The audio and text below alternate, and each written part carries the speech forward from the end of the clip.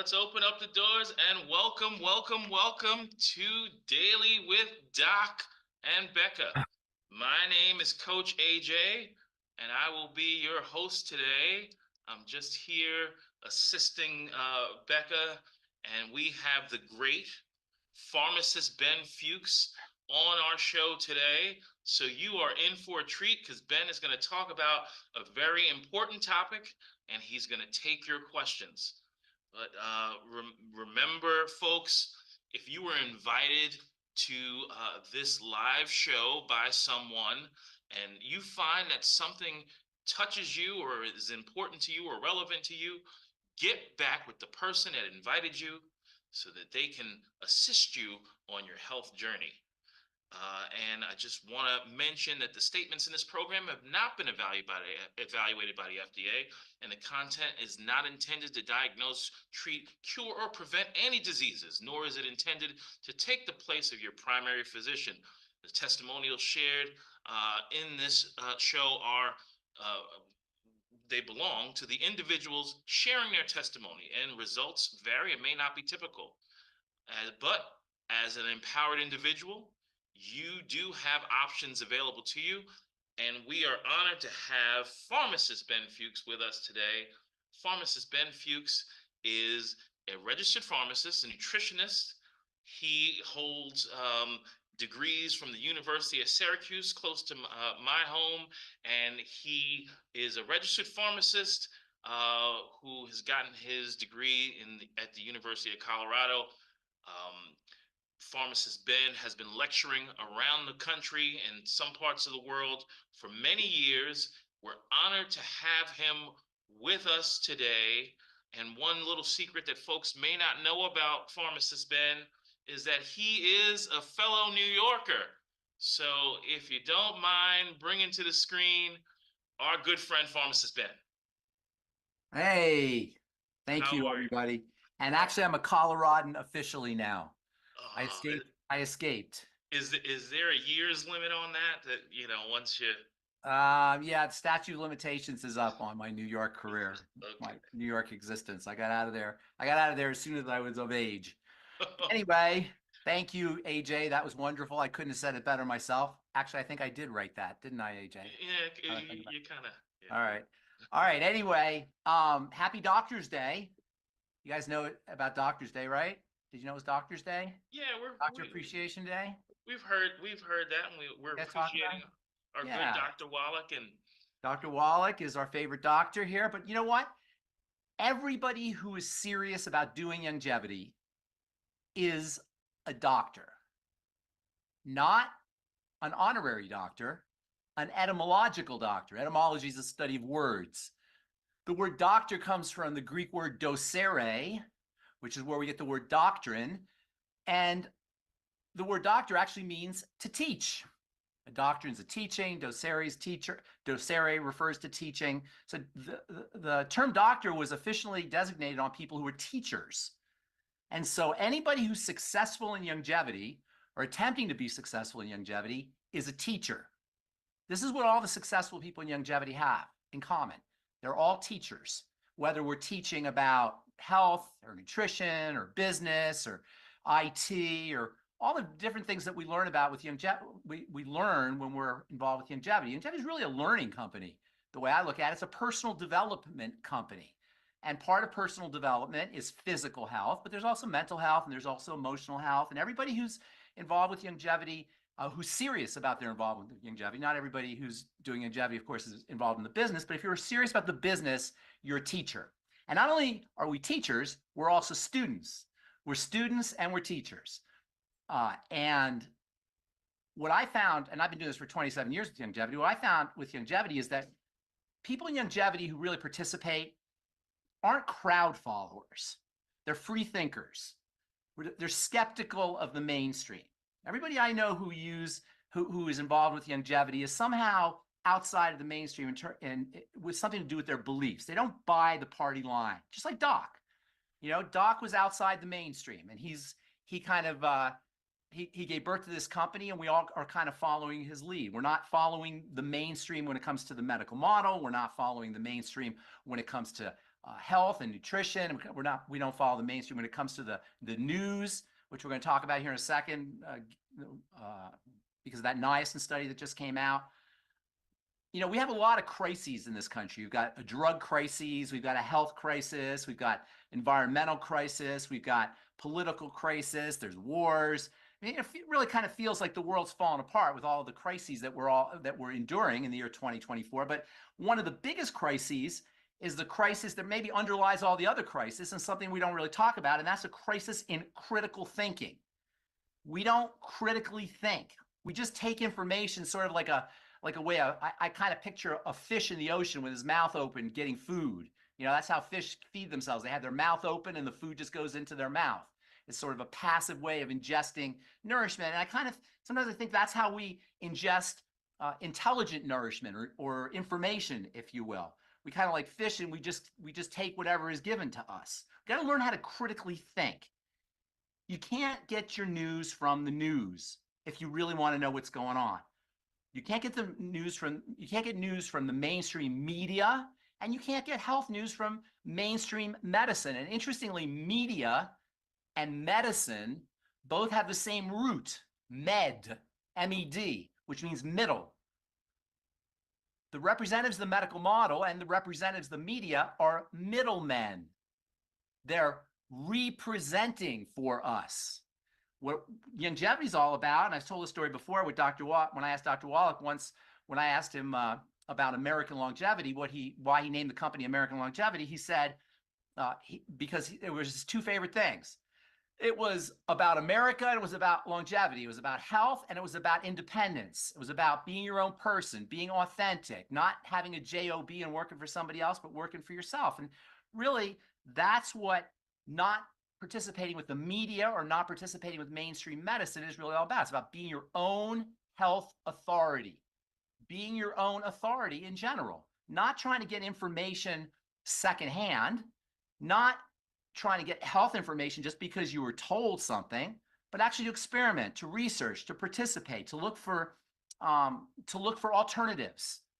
And interestingly, when we call what we call alternative medicine or complementary medicine, sometimes they call it complementary and alternative medicine, really to people like us who are skeptical of the mainstream, it's not alternative at all.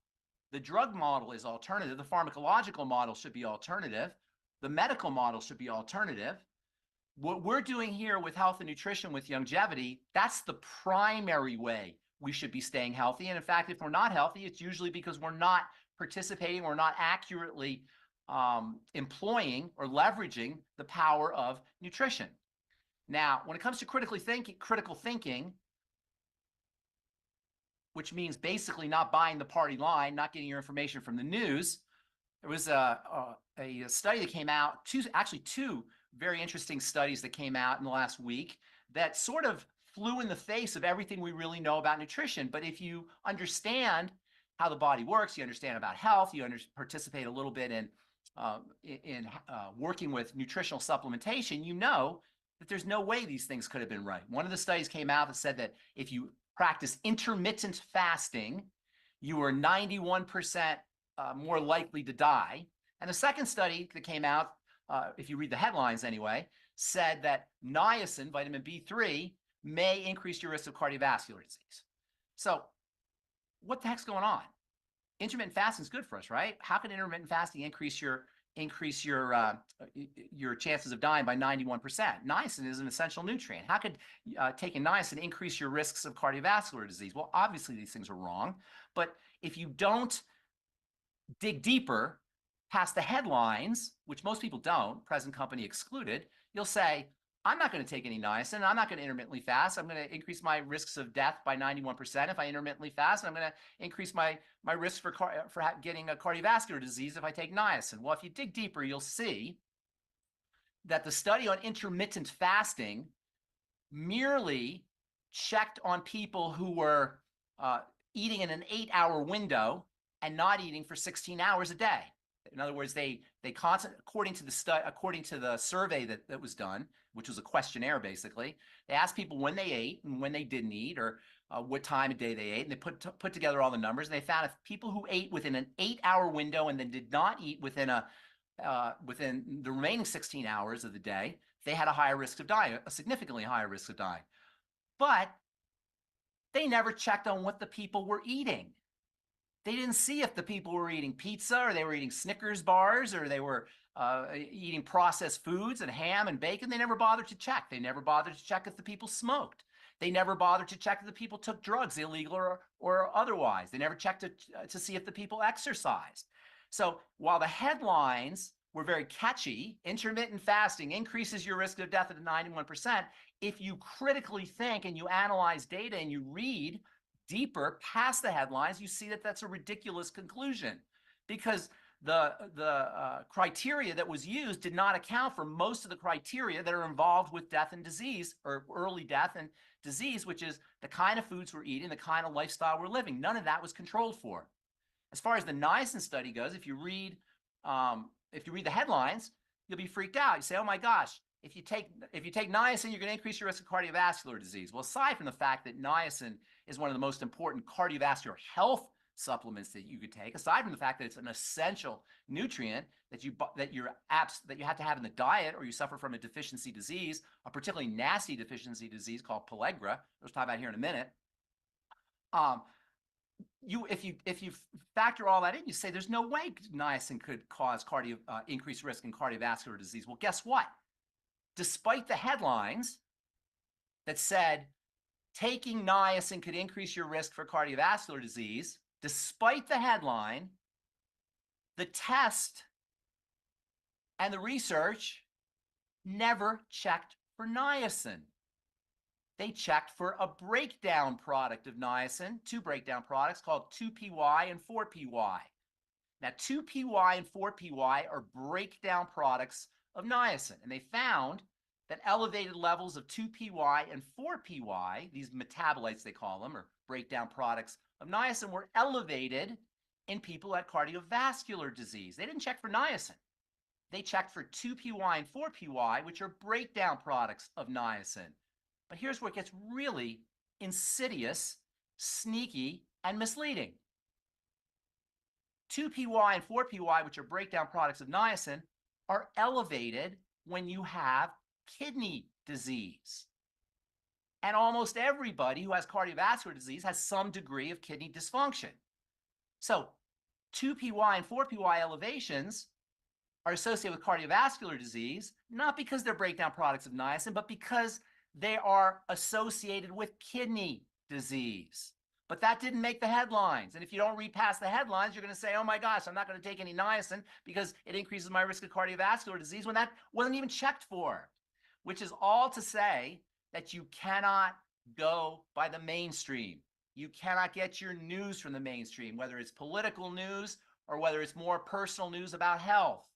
As far as niacin goes, vitamin B3, it's one of the most important of all the essential nutrients.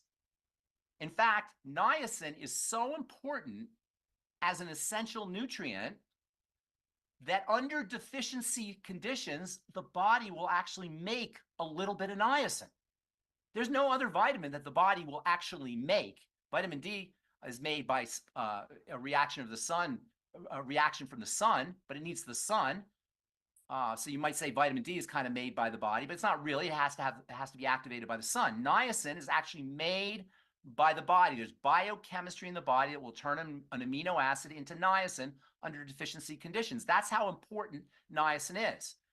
Niacin is critical for energy production. The way the body turns food into energy involves niacin, or a derivative of niacin, as a middleman. That means all of the energy production chemistry in the body and everything that depends on energy, which of course is everything, is dependent on vitamin B3 niacin. The heart is an especially hard-working organ. And the harder working organs are going to be using the most energy. Those are going to be the ones that are most dependent on niacin. The brain, too, is a hard-working organ. That's also dependent on niacin.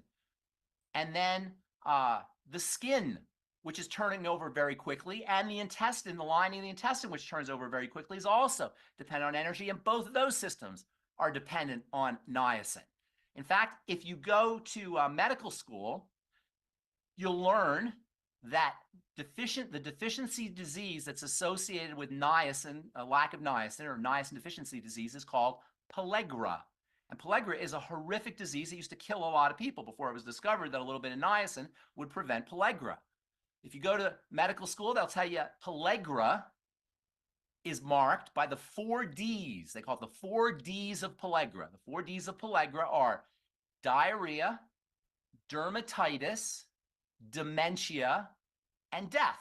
They call it the 4 Ds of pellagra. Deficiencies in vitamin B3 will cause diarrhea, meaning intestinal problems.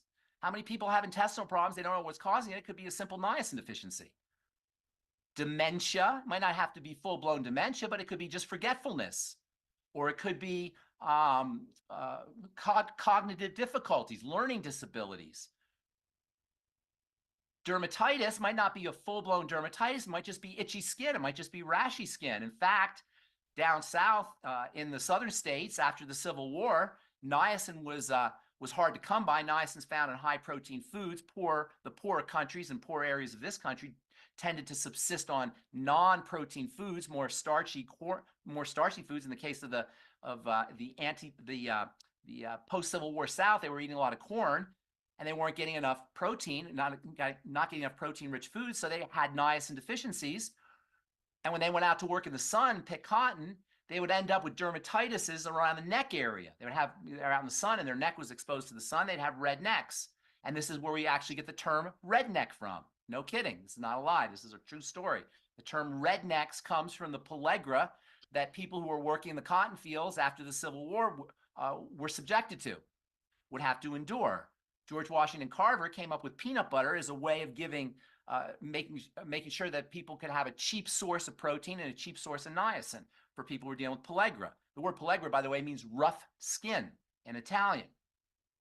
So niacin deficiency is associated with problems with the digestive tract, problems with the skin, neurological problems. Niacin, by the way, has been used to treat things like social anxiety disorder, psychoses. Dr. Abram Hoffer, who wrote a book called Orthomolecular Psychiatry back in the 1950s or early 1960s maybe, where he talked about using nutrients for psychiatric issues, used to treat his schizophrenic patients with niacin.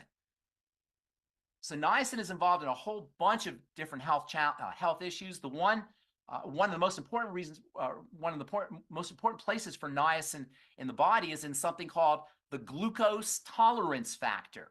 The glucose tolerance factor is a complex of molecules that helps the body handle, as the name implies, glucose. It supports insulin. Well, the glucose tolerance factor is composed of, largely anyway, chromium, which is part of our sweeties, and niacin. I always recommend the ultimate niacin for people who are dealing with blood sugar issues to go with the healthy blood sugar pack, because niacin is important for the glucose tolerance factor, which in turn helps the body process sugar. Niacin is also one of the best, maybe the best, cholesterol-lowering supplement there is. Using niacin to lower cholesterol has the same potency as using a statin drug to lower cholesterol.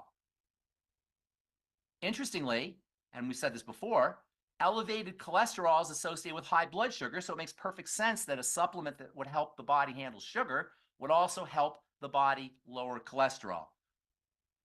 Topically, niacin can be used to strengthen the skin barrier, and niacin applied topically actually has anti-hyperpigmentation, skin lightening benefits when you apply niacin topically. I use niacin in a lot of my topical formulations. It's one of the few vitamins, along with vitamin C and vitamin A, that can actually be leveraged by the skin upon topical application. The one knock on niacin is, of course, as most people know, the famous niacin flush. The niacin flush is when you take niacin and you get hot and itchy. That's caused by the vasodilation, the blood vessel opening effect that niacin has. Now, the niacin flush only occurs when you first start taking niacin. Over time, you don't get the niacin flush. Using the ultimate EFAs with your ultimate niacin can help reduce the impact of the niacin flush. You'll get less niacin flush if you're supplementing with the ultimate EFAs. If you if your client really doesn't like the niacin flush, doesn't want to deal with it, there are no flush forms of niacin, but they're not going to have the same potency as plain old niacin. Niacinamide is a no flush form of niacin. There's a form of niacin called hang on a second. The only thing about niacin hexanicotinoate. I believe it's called hexanicotinoate, and that's a form of niacin that's also a no flush niacin. And then there's another form of niacin called niacin riboside. But plain old niacin, like we have the ultimate niacin, is going to be the most effective for the most people. Plain old niacin. The hexanicotinoate, inositol is what it's called. Inositol hexanicotinoate is a no flush niacin, and also niacin riboside is a no flush niacin. But these are very expensive forms of niacin, and they're not going to give you much more niacin benefit. They're not going to give you any more niacin benefits than plain old niacin. I always suggest the ultimate niacin. Build yourself up slowly. Take one capsule make sure you're using your ultimate EFAs, and if you take with food, your chances of getting the flush are significantly reduced. So niacin is arguably the most important of the vitamins, at least in the sense that the body will make it. It's used for brain health. It's important for mood. It's important for anxiety issues. Niacin helps stabilize blood sugar. It's got cardiovascular health benefits via its stabilization of blood sugar. Also, it's cholesterol. It's a cholesterol lowering effects. And then niacin also plays a very important role in skin health, both internally and topically. And niacin is important for the health of the digestive system, as well as the brain. Sometimes I wonder how many people who are in nursing homes or even at just being taken care of at home who have dementia issues, so-called Alzheimer's dementias or Parkinson's dementias or any other kind of dementias, are simply suffering from niacin deficiency. The more sugar you're eating or processed food you're eating, the more niacin you need. So don't pay any attention to headlines. Make sure you're digging deeper past the headlines. If you can't read the entire study, read a summary of the study before you form conclusions. Don't form conclusions just from the headlines or what you hear on the news. In the case of the study on niacin, they didn't test for niacin. They tested for breakdown products of niacin, which are elevated when people have kidney disease. And then in the case of the intermittent fasting study, they never bothered to check what the people who were intermittently fasting were eating, or what their lifestyle was like, or what kind of drugs they were taking, etc.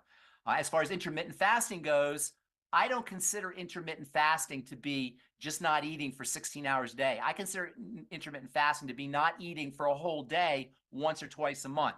To me, that's an intermittent fast. Just not eating for a certain part of the day, that's not really a fast. Although calorie restriction of all kinds is always going to be beneficial. So you will get benefits from intermittent fasting if you consider your intermittent fasting to be just like fasting 16 hours or 12 hours every day.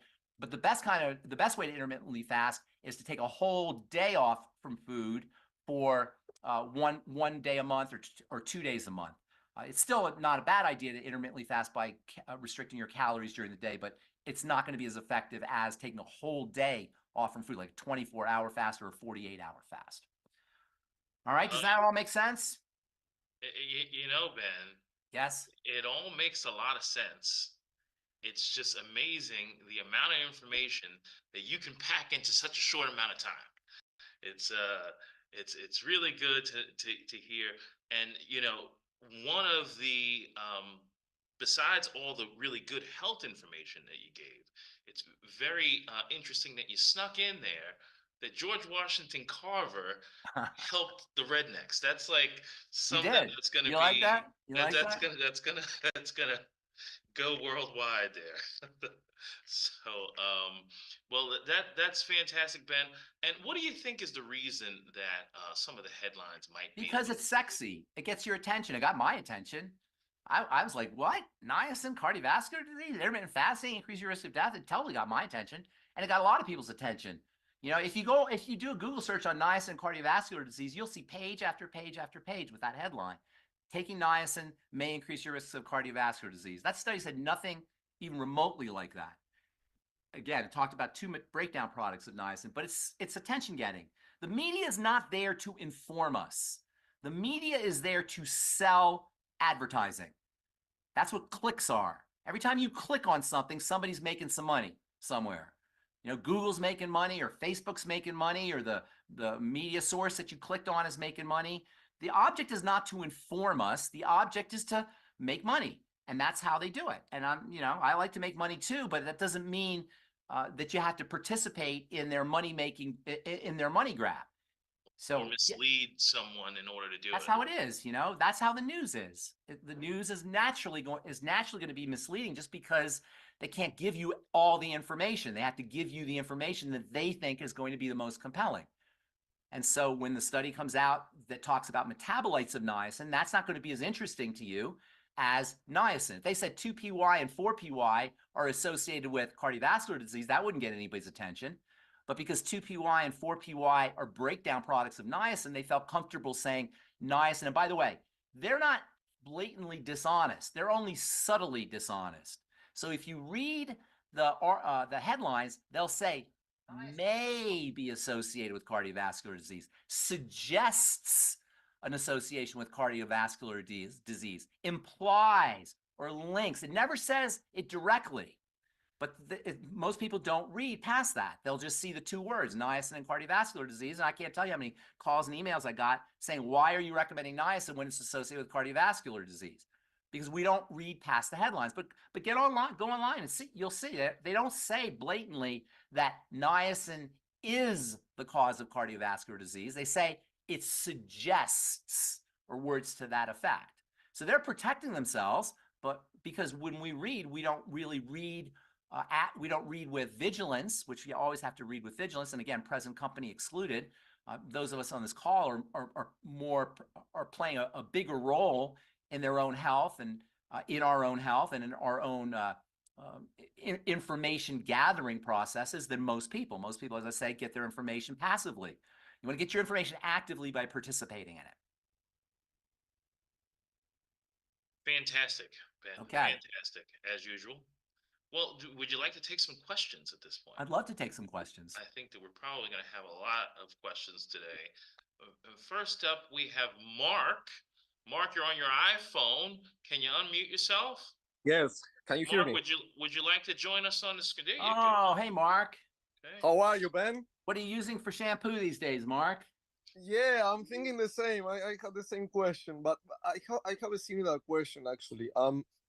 I'm having since I'm 21. I'm 128 pounds, and since for 4 years, I've been having at the start was mildly, was not so heavy, but today is very heavy hair loss. I have a lot of hair loss.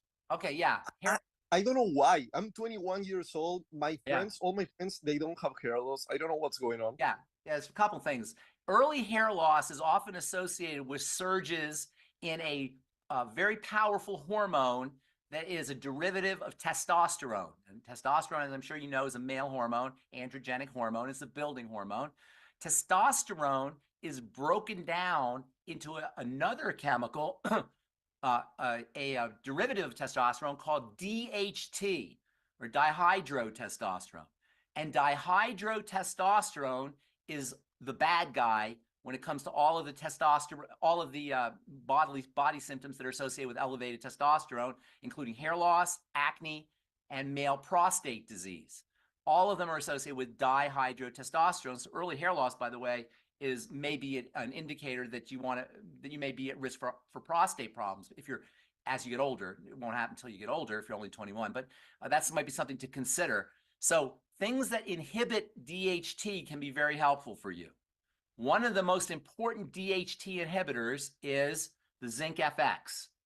In fact, zinc FX, that's one of zinc's most important roles. It's a DHT inhibitor. So you might want to consider using zinc supplements.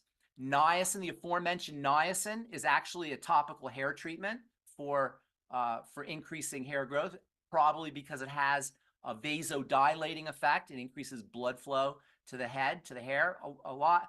When you have hair loss, you're dealing really with a follicle issue. Hairs grow out of follicles, and your hair's dead. There's nothing you could do for your hair. Once your hair is out of your head, it's gone. It's dead. It's out of the body. So there's nothing you could do directly to the hair, but you can approach the follicle either with topical niacin or by using the ultimate niacin as a supplement. And by the way, whenever you take one B vitamin, it's a good idea to take all of them because they exist in nature as a complex. If you're going to take the ultimate niacin, make sure you take it with your Beyond Tangy Tangerine. One of the really neat things about the Beyond, there's a lot of neat things about the Beyond Tangy Tangerine, but one of the neatest things, one of my favorite aspects of the BTT is its high concentration of the B vitamins. The B vitamins are your energy vitamins. They help the body turn food into energy, all of the B vitamins. And so it's a good idea to take all your B vitamins when you take your ultimate niacin. And then there's also some literature that talks about vitamin D being helpful for increasing hair, for folks who are dealing with hair loss, for improving hair growth. And you get vitamin D, of course, from the sun, or you can also get supplemental vitamin D. I like vitamin D from the sun. And then there's also the hormonal connection, aside from testosterone. Using your ultimate EFAs can support estrogen, and estrogen is associated with having nice, beautiful hair. So making sure you're using your ultimate EFAs.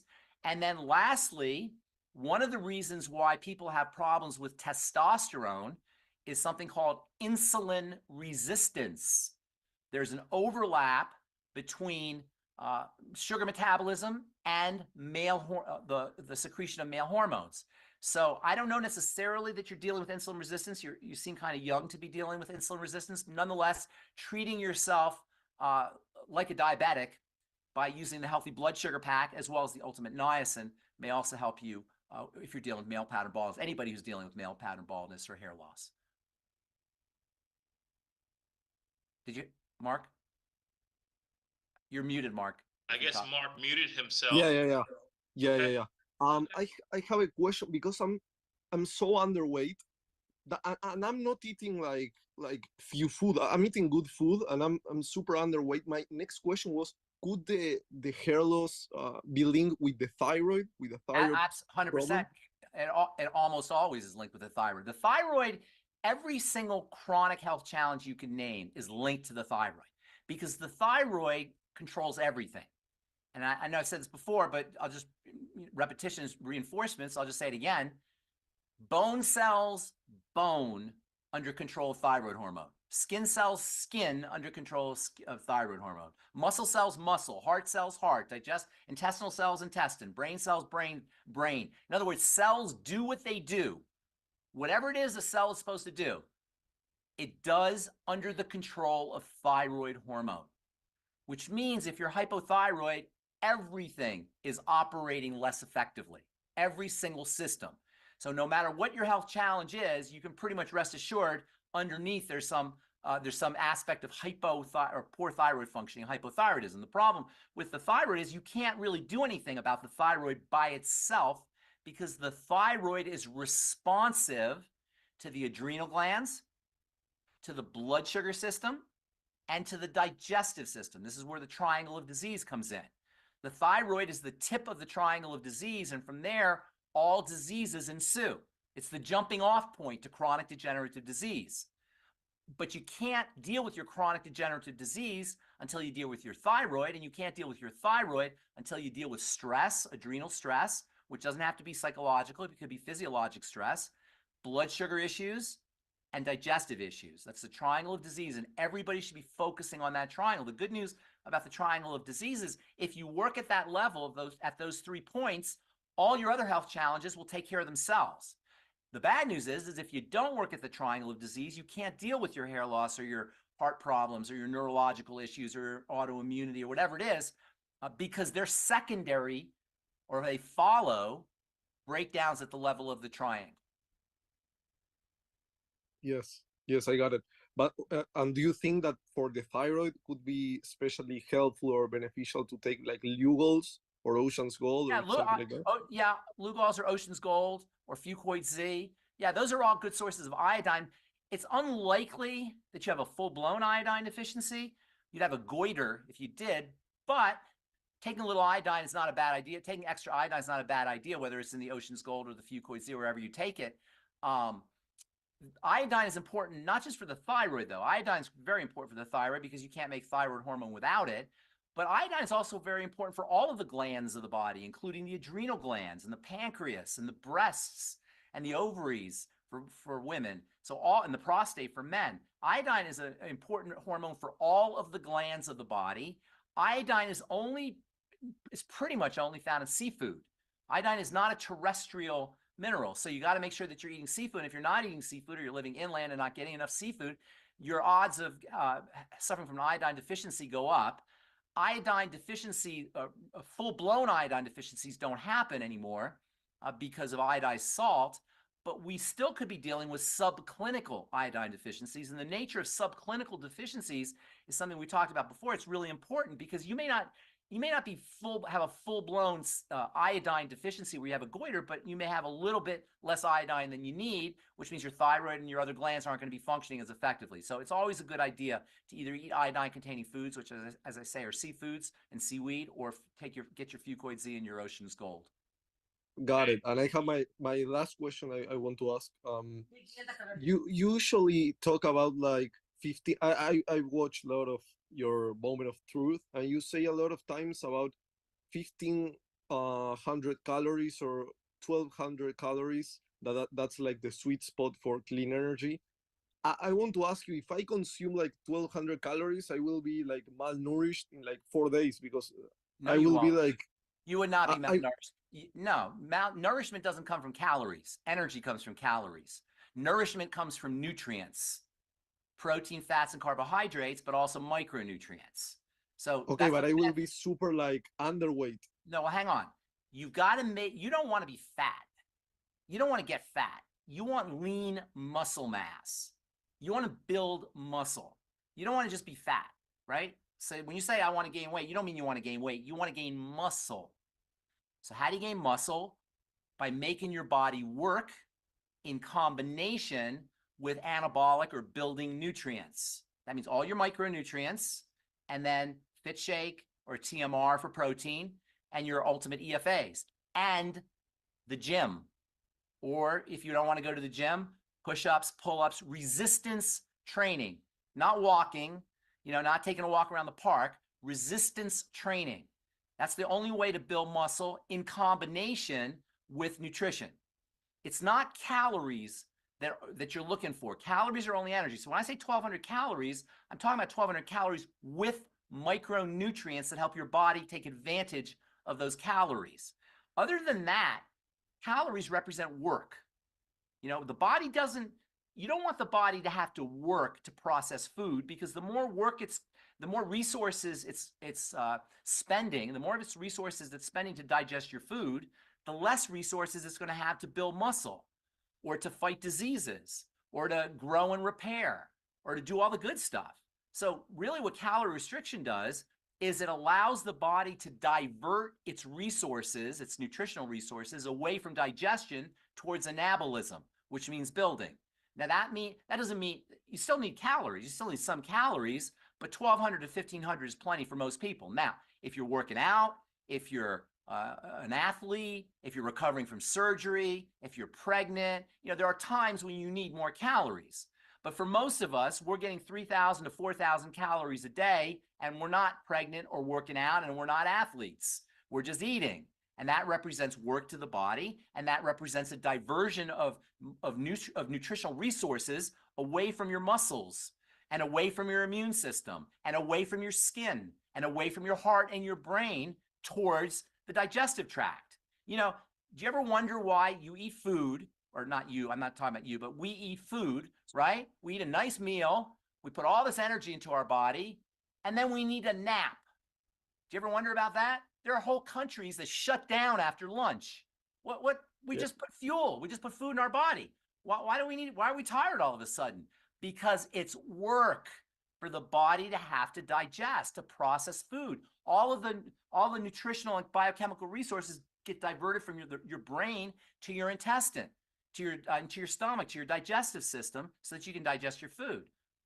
Also, by the way, and this has to do more with intermittent fasting or calorie restriction, where you take time off from food, and we talked about this before, but I'll say it again. There is a part of the intestine that's electrical, that propels food through the intestine and out the body.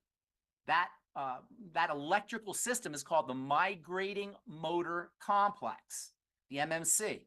And this migrating motor complex, which is basically an electrical system that causes the muscles of the digestive tract to contract and kind of pushes the food out of the body, it's turned off by food.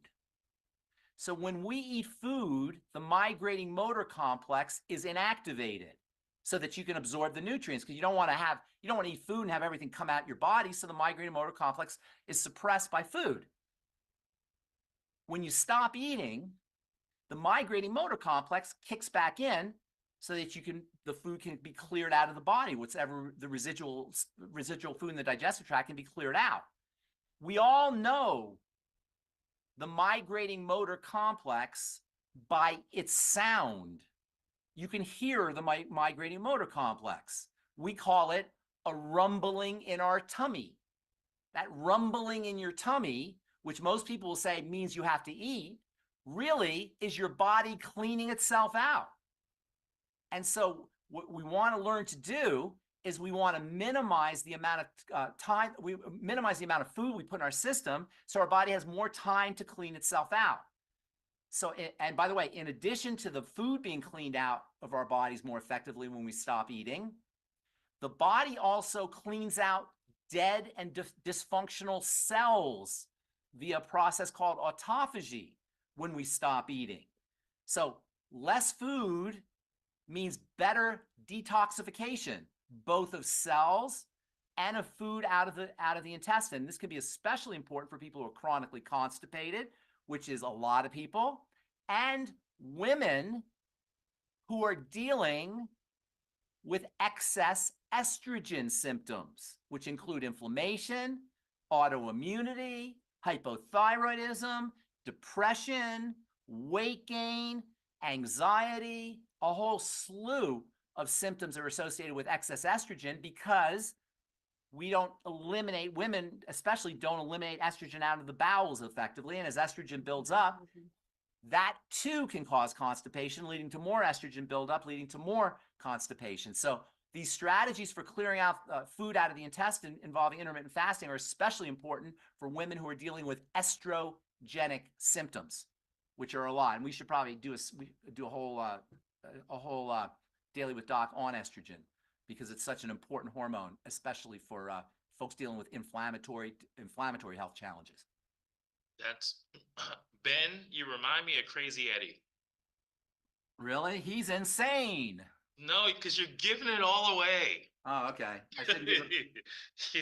Yeah. So next, I want to go to our fearless leader, Becca Dukes, who graciously allowed me to host the show today, and I'm really thrilled. But we need to hear from Becca, and I know that Becca has got a question, so.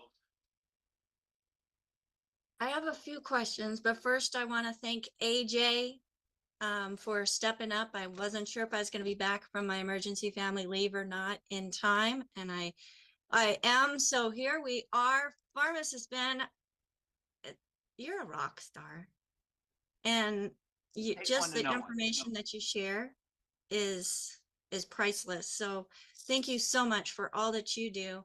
With it being National Doctors Day, I do want to do a shout out to our Dr. Joel Wallach and our other doctors that we have. I know I saw Carrie is on with us as well. So thank you, Carrie.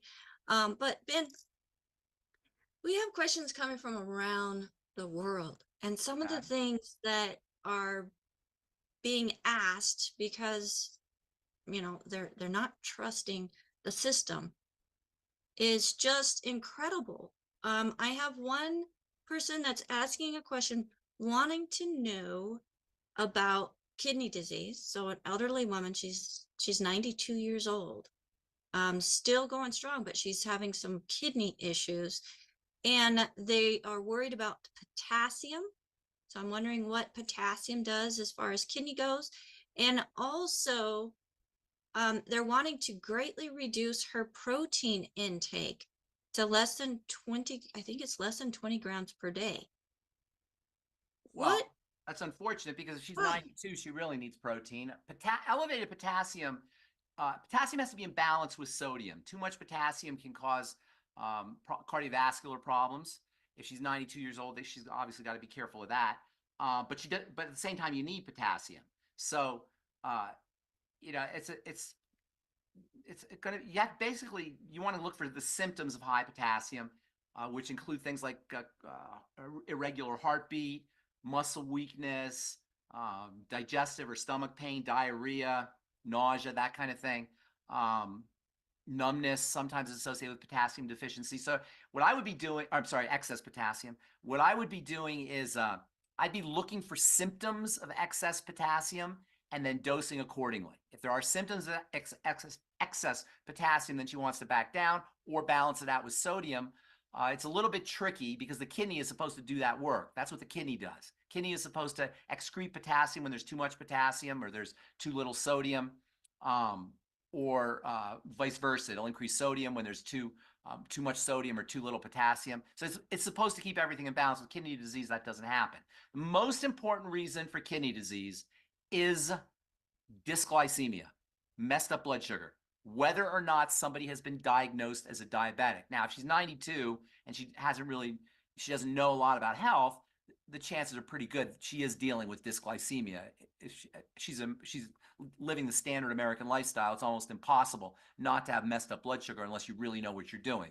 So that's where I would be working. The protein, the kidneys also process protein, and if she has kidney disease, she's not going to be able to process protein, and she could end up with elevated with too much protein in the too much protein in the blood.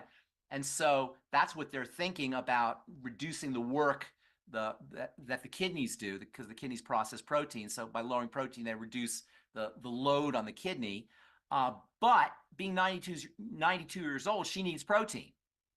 Protein is the primary building nutrient. So, I would, in my opinion, and she has to do whatever she wants to do, I would be working with the blood sugar more than trying to reduce protein. Now, I don't know where she's at with her kidneys, so I can't really tell her just by talking, on the Zoom call, give her advice on the Zoom call.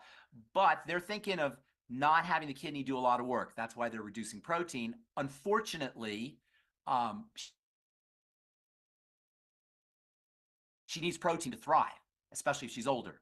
Now, this gets to what we talked about before about doctors. Doctors are not here to help us thrive. And this is so important. This is not a bad thing.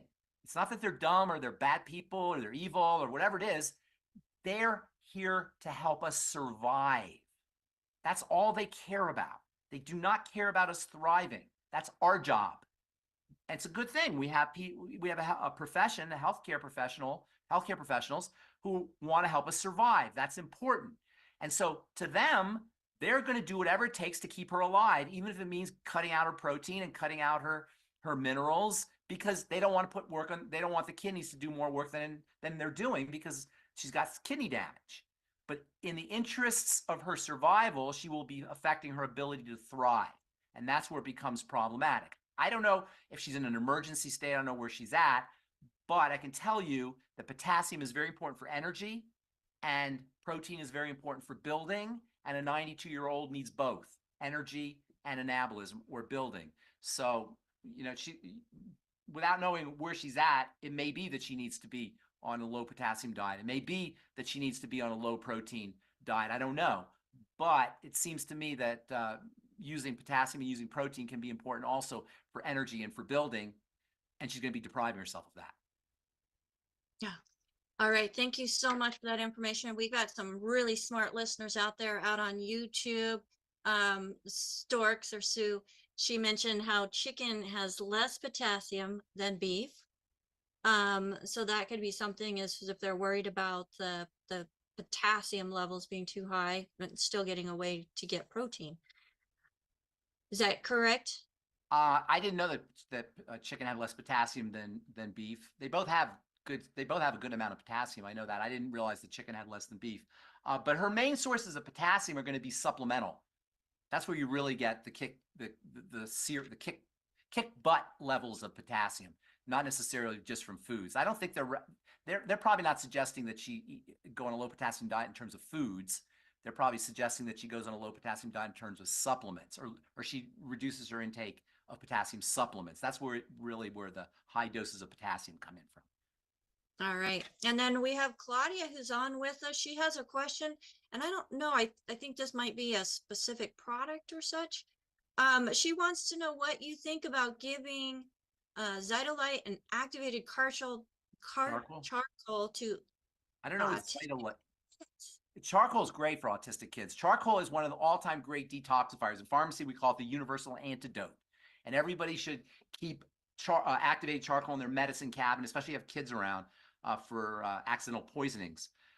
Charcoal is amazing stuff. In fact, even just using charcoal as a supplement can be a great detox supplement. You don't want to take it too close to your other supplements or your medicine if you're on medicine, because it has an ability to magnetically attract things, and it will pull supplements, vitamins, minerals, etc., as well as medication if you're on medication out of your body. So you want to take it by itself, but taking charcoal on a regular basis, like every day on an empty stomach, is a great detox strategy. For folks dealing with injection toxicity, charcoal may help with that. It may help clean out the toxins associated with various injections, as well as alcohol. If people are drinking alcohol, it's a great hangover remedy using activated charcoal, or any other kind of toxicity if you have food poisoning.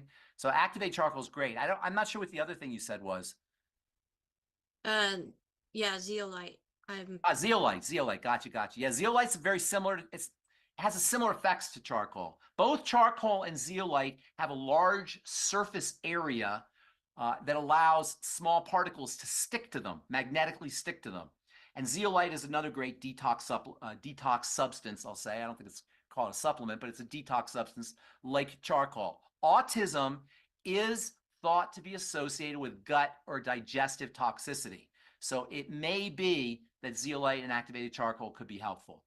You also probably, for autistic kids or parents of autistic kids, you may also want to do a food diary, look at gluten and other hard to process foodstuffs.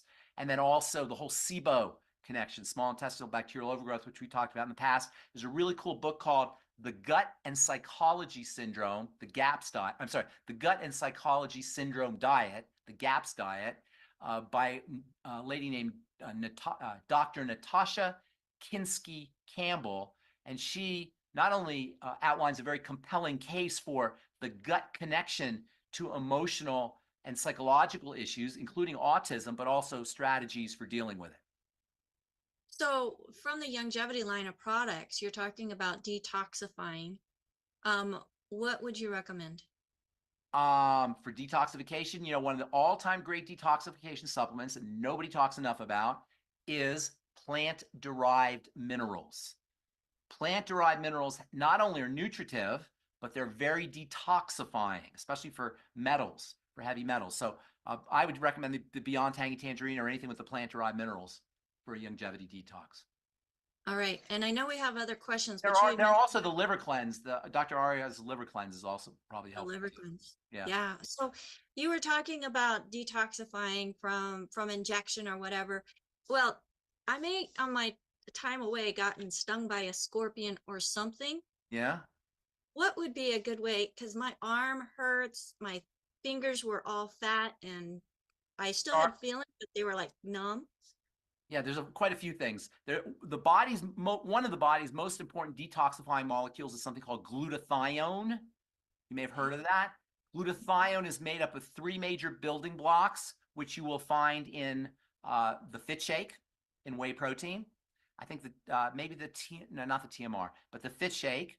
Also, Stay Natural has a whey protein, which has the building blocks for glutathione. MSM sulfur, the ultimate MSM, and also the selenium, the ultimate selenium is important for detoxification. And then the plant-derived minerals, and also vitamin C, the CFX. Okay, so I'm on the right track. Thank you so ma'am. much. And I'm fasting, taking those things. And then fasting is another great detox strategy by virtue of its ability to improve bowel elimination. All right. AJ, take it away. Well, thank you, Boss Becca. It's always good to see you. And Pharmacist Ben, we're going to go to our friend Debbie. Hi, Debbie. Debbie changes lives, and we're going to see what question Debbie's got for us. Debbie, take it away. Where's Debbie? I am here. Can you see me? Is that Debbie Voris? Yes, Debbie Forrest. Hi, Debbie. Did I answer your email? Yes, you did. And I got to Okay. send you the information. I just haven't done that yet. I've been busy. Great. But anyways, I met somebody this week who did a keto diet and lost her hair.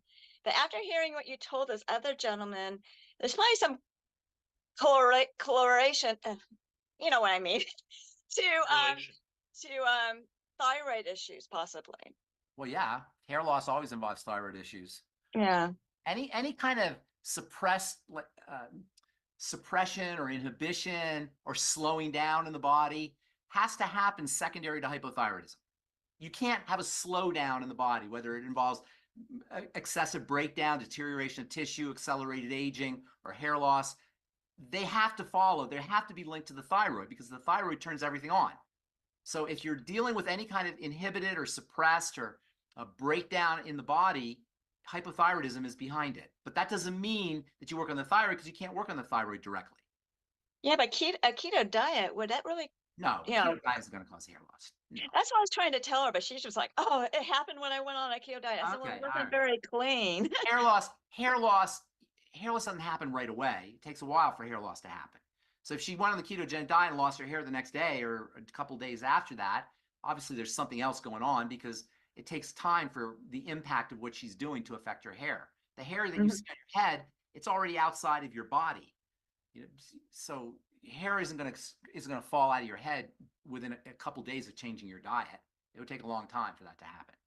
And it took a long time for her hair to grow back, but she says Why it is was she on the because of keto. ketogenic diet? What's her thinking? Why did she go on it? Well, she didn't do it with me. She did it with somebody else. So Why? she What was her intent? lose weight. Well, she has a weight problem, right? Mhm. I mean, this is what we were talking about earlier. I don't know if you heard us on the call earlier. We don't critically think, you know. So she has a weight problem. What's the weight problem due to? Well, probably due to some kind of dysglycemia. She's throwing off her insulin. Dysglycemia or messed up blood sugar, if you will. Dysglycemia means messed up blood sugar. Fancy way of saying that is associated with hair loss. So if she has a weight problem, she probably has a problem with her blood sugar. If she has a weight problem, she very likely is hypothyroid as well. Between dysglycemia and hypothyroidism, that will cause hair loss. So I wouldn't blame it on the ketogenic diet. She should blame it on the other things that were causing her to go on the ketogenic diet. Yeah, and plus she didn't have any. She probably not taking any nutrients either, any micronutrients. Yeah. So, yeah, that makes a big difference. Correlation is not causation. Have you ever heard that phrase? Correlation is not causation. Correlation is when two things are correlated. They happen together. Causation is actually a causal relationship. Just because two things happen together doesn't mean one caused the other, right? If your alarm clock goes off at the same time that the moon or that the sun comes up, that doesn't mean that the sun coming up made your alarm clock go off. Or vice versa. Or a rooster, you know? Right. Yeah. The rooster didn't make your alarm clock go off, and the alarm clock didn't make the rooster crow. They're correlated, but they're not causal. And so correlation is not causation. Okay. Thank you, Debbie. Thank you. And don't forget every Thursday to see Debbie on Debbie Changes Lives. She's doing the good work, and we need to support her. And here's our good friend Phyllis Anderson. And Phyllis, what kind of question do you have for Pharmacist Ben? Such a great question. And hello, Ben. Always a pleasure. Nice to see you, Phyllis. How long have I known you, Phyllis? At least 25 years, I think. Isn't that crazy? And you look exactly the same. Thank you. Thank you. I'm asking about a man in his 60s, and he has chronic GERD and acid reflux with periodic discomfort in the lower esophagus. He's been diagnosed with a hiatal hernia and Barrett's esophagus. Terrible. That's absolutely terrible. Barrett's esophagus is one of the worst things that can happen to a human being. There's more. Can I just, let me just throw a couple more things in. He's taking a proton pump inhibitor twice a day. And then often after dinner and twice a night, he'll take Tums. He's taking like 9 Tums a night. And besides this issue of the GERD and possible surgery, he's afraid he's getting too much calcium from the Tums. So take it away. This is your wheelhouse. Well, yeah, he very likely could be getting too much calcium from the Tums. A hiatal hernia is basically going to allow acid to go up into the esophagus. A hiatal hernia is when the stomach pops through the diaphragm, and it's often associated with GERD. Proton pump inhibitor is not a very intelligent strategy, although it may give him some instant relief, because what he's doing is he's suppressing acid production. But the problem is not too much acid. The problem is a structural problem. Also probably has to do with certain foods that he's eating. So number one, see if he could link the GERD to specific foods and then eliminate those foods. Processed foods, high carb foods, sugary foods, sometimes coffee and chocolate. There's certain foods that are linked to acid reflux. Acid reflux, by the way, is absolutely miserable, and I can see why he would be doing whatever he could do to stop it. Now, suppressing acid is going to stop acid reflux because you're not making acid, but it's also going to suppress your ability to absorb vitamins, to break down proteins, and to absorb minerals. So you need stomach acid. Proton pump inhibitors and low stomach acid will also increase the likelihood of SIBO. And SIBO will cause more heartburn and will cause more digestive distress and other health challenges as well. So when you start playing around this way with medication in order to reduce the symptoms that are associated with either a structural problem or poor lifestyle choices, it can tumble out of control. So what I would suggest he do is a food diary and eliminate problem foods. Start using apple cider vinegar with his meals rather than suppressing acid.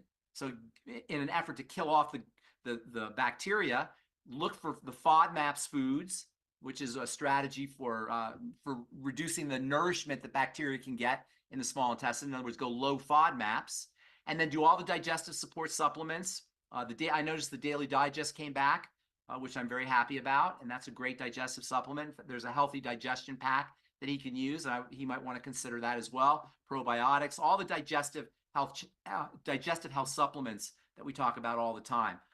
That's probably the direction I would take. Now, the hiatal hernia, if he has a surgical, you can have a surgical procedure, and a hiatal hernia can be pretty miserable, that's for sure. Or there's also chiropractors who can do manipulation, and they claim that they can push the stomach back underneath the diaphragm. And I don't know if that works or not, but that's something else you might want to think about. What about the possibility of having surgery? Should he try to avoid that at all costs? Last resort, surgery should always be a last resort. Whenever you have surgical procedure done, you're going to run the risk of adhesions and fibroids, adhesions and fibrosis. Adhesions and fibrosis in the abdominal area can cause all kinds of problems. So surgery in the abdominal area should always be a last resort. If he does do surgery, and if anybody is considering surgery, get on the Healthy Bone and Joint Pack and the Ultimate Enzymes taken on an empty stomach a couple weeks before your surgery, at least, and then continuing after your surgery, a month or so after your surgery to improve the healing and the prognosis. Thanks so much. Back to you, AJ. Okay. Thank you, Phyllis. That's excellent question. And Ben, I know that we're a little bit over time, but we want to see if we can at least get in one more question from TC, who's got some issues with his mom. TC, can you unmute yourself? Or okay, TC, Okay, yeah. take it away. Okay, Ben. Yeah, this is for my 94-year-old mother. She has osteoporosis and she had a blood clot. She's on Eliquis, metoprolol, amlodipine, and losartan. Oh my and gosh. I talked I to gotta write all this down. So she's got osteoporosis. yeah, She had a and blood clot. yeah, and Okay. she's on Eliquis, metoprolol, amlodipine, and losartan. Now I talked to Doc Wallach about this, and he said to put her on the Bone and Joint Pack and Rebound, vitamin D3, and Ultimate Daily Classic tablet. Yeah, those are all great strategies. Don't forget the Ultimate EFAs. Yeah. Now, a couple months ago, she slipped off the couch and hurt her shoulder blade. How old is she? 94. Oh, wow. 94. Now, she's Okay. been having trouble walking. She uses a walker, but lately she's just been lying around and in bed and wasn't getting up. And I had to bring her meals, and she wasn't really toileting. So doctor said not Doc Wallach, but her doctor said, take her to the ER and get her assessed. We're going to decide whether she needs a visiting nurse or rehab. So yeah, well, they didn't tell you that they're stopping her heart. yeah, well, my brother's there, and and he said they ran some tests and found out that her calcium is high, and she has Oh. some nodes in her neck. no, look, they're, you know, when I hear stories like this, I think of Alexander the Great. You know, Alexander the Great, his famous quote when he, before he died, he said, "I am dying by the hands of too many doctors." Okay. That was what Alexander the Great said, and that was 500 or 400 BC, almost 3,000 or almost 2,500 years ago. So, to your mom's being poisoned. That is a lot of toxicity that she's dealing with. Amlodipine, Eliquis, metoprolol, losartan. Those are not Skittles. Those are drugs that are shutting down her system. Now, I don't know whether she needs them or not. I can't say. Maybe she doesn't. Like I said earlier, like we said several times already, the doctors could care less about her ability to have a great life. He's just interested in her survival. You understand what I'm saying? That's not a bad thing. That's not a bad thing. And maybe I don't know. I don't know your mom. So maybe she needs these things and has no other choice. But of course she's going to feel lousy on these things. Well, These are all serious drugs. So let me just say this real quick. So she's 94 years old. What's the purpose of putting her on all these drugs? They're not helping her health. I know. Right? But that's the doctor, So, yeah. healthy start pack, like it's going out of style.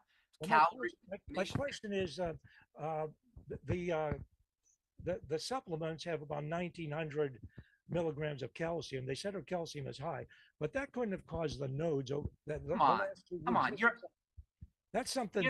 Listen for a long time. Your right? mom, that's like saying, I have a little mosquito around. That's like having an elephant on your roof and worried about a mosquito flying around your head. You got an elephant on your roof. Right. It's not, the calcium is not causing the nose. This woman is being poisoned with 4 very, very powerful drugs. She's already in a deteriorated state. She's 94 years old, and she's got all kinds of biochemical things going wrong in her system. So amlodipine is a calcium blocker, right? Amlodipine, I'm pretty sure it's either a calcium channel blocker. Yeah, it's a calcium channel blocker. Yeah.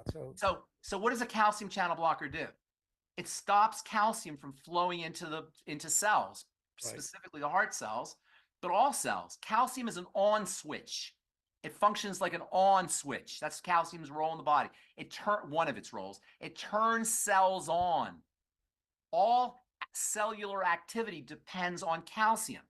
If you block calcium from entering into the heart will not function effectively. Metoprolol is a beta blocker. That further suppresses the heart. So, of course, she's going to feel lousy. Like, now they're saying what they want to do is lower her calcium. They don't know what the heck they're doing. Yeah, they're playing. They're just, they're turning the dials around and see what happens. And your mom is the guinea pig. And that's a shame because she's 94 years old. Let her have a good life here. Probably causing a kidney. What would happen? What would theoretically happen? I'm not telling you to do this, but what would theoretically happen if she stopped taking the drugs? Theoretically, I'm only telling you theoretically. I'm not saying to do this, TC. I think if she stops taking the drugs and she takes the supplements, she'll do better. I mean, well, what could she have to lose? She doesn't feel great. She's not doing great now, is she? She feel like bounding out of bed now, and she have a lot of energy. She's all happy and excited to be alive. No. So what's the point? And that's kind of how we have to look at things. The doctors don't look at this because they just want her to survive. They're not looking at her quality of life. So I would get her on the Healthy Start Pack. Make sure she's doing all of her basic nutrients, making sure she's getting enough protein, a little bit of exercise if she feels like exercising, and tell the doctors, or have her tell the doctors that she wants to wean herself off her meds. What could happen? Okay. What's the worst thing that could happen? She already feels lousy, and the medicine could likely kill her. We don't know. What would happen if she got off her meds with her doctor? Okay. Well, what about the Eliquis? I mean, she can't stop. Eliquis is a horribly nasty drug, but I don't know her condition. Eliquis is a blood thinner. The blood will clot when it's not moving effectively through the vasculature, through the circulatory system. And she doesn't move around much. She doesn't. Well, hang on. Let me just say this real quick. Eliquis, the blood will clot. Eliquis is a blood thinner. The blood will clot when it's not moving around fast enough through the circulatory system, right? It's kind of Okay. sluggish. That's when it tends to clot, when it's not moving. But they're giving her drugs that are slowing down the movement of the blood. Right. Right? Okay. So maybe if she wasn't on the metoprolol and the amlodipine, which have a slowing down effect on the heart and the circulatory system, maybe she doesn't need the Eliquis. I don't know the answer to these questions. What I'm not about telling you like I know. But it seems to me like she couldn't be worse off if she weaned herself off her meds. And what is losartan? You said that's a horrible. Well, losartan is the real big problem is the Eliquis and the amlodipine and the metoprolol. Losartan is an antihypertensive. It's not quite as strong as the other three. It works a little bit more with the kidneys, but it's still a downer. We used to, when I was a kid, there used to be drugs, they call them uppers and downers. Did you ever hear those terms? Yeah, uppers and downers, right? I don't know how old you are, TC. I can't see it, but back in the day, they would say uppers and downers. All of those drugs are downers. They're suppressing things. Losartan is probably not the worst of the bunch, but it's still a downer. Yeah. Okay. Good enough. All right, thank you. TC, we hope that helps, and we're with your mom. And by the way, is she drinking? How much water is she drinking, TC? Is she guzzling water? They say she's dehydrated. Yeah, well, that could be a huge part of the problem right there. Yeah. That'll cause problems with the circulatory system too. Okay. Okay. Well, thank you very much. Yes, and everybody should recognize that drinking water, plain old water, and beyond tangerine water is one of the most powerful, non-toxic, multifunctional, cheap, and easy ways to stay healthy, especially for the blood, especially for people who have a tendency to clot, for the blood to clot, for our friend who's dealing with GERD, also, and for people who have low energy, people who have high blood sugar. Just plain old water and beyond tangerine is a powerful way to nutriate the body. Just clean water and a little BTT. Okay. Okay.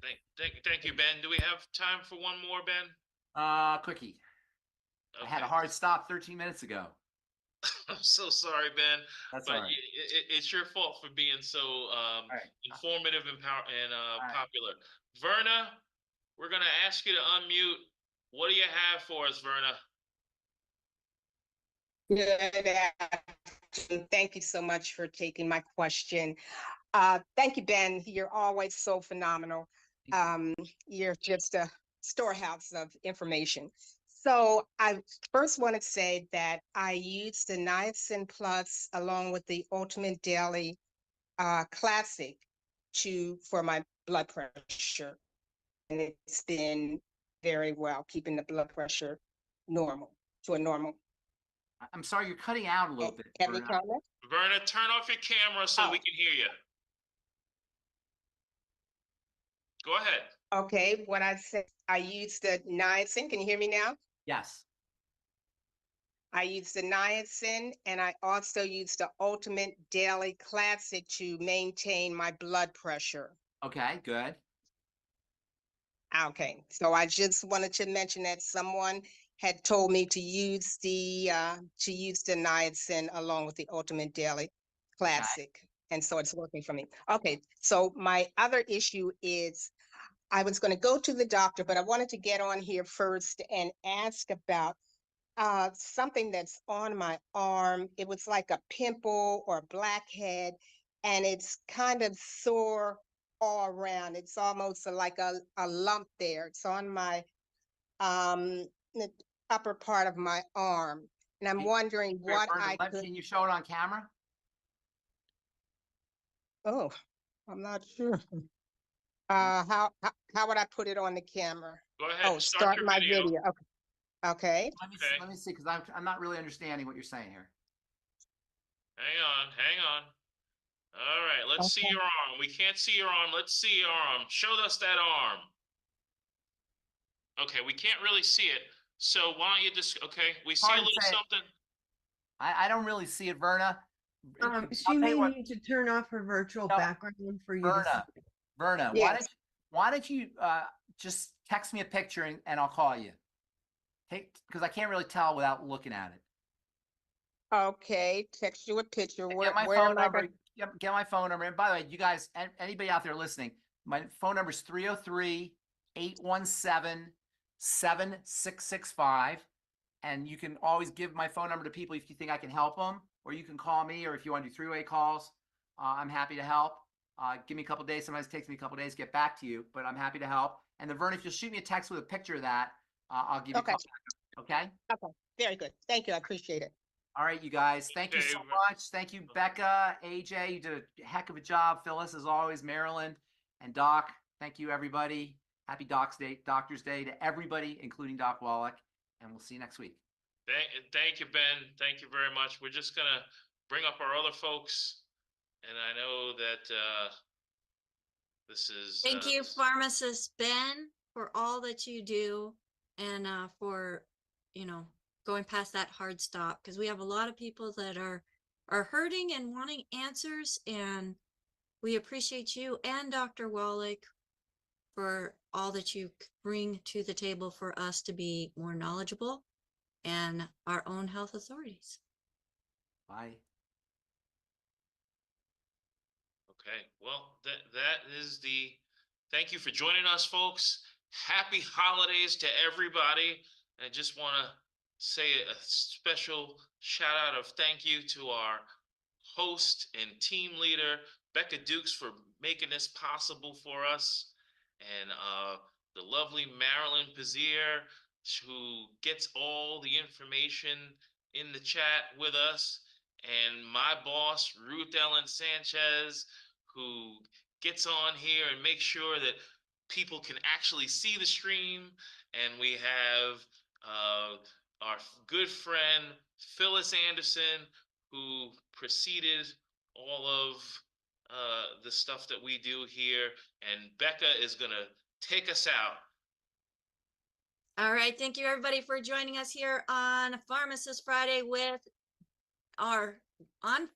Pharmacist Friday on Daily with Doc. I'm out of practice. I just want to thank everybody for taking the time and investing it in yourself and allowing us to help you find a better health journey. Thank you, everyone. Have a blessed day and happy Easter.